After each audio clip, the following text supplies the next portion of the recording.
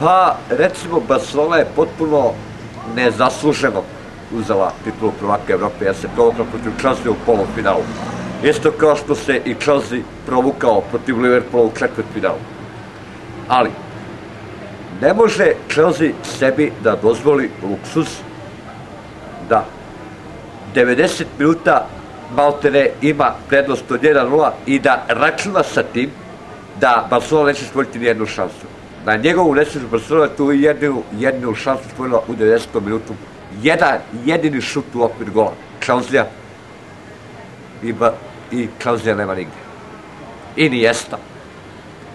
Ali, što je najveća katastrofa, u fudbalu se sve vrlo brzo vraćaju računi.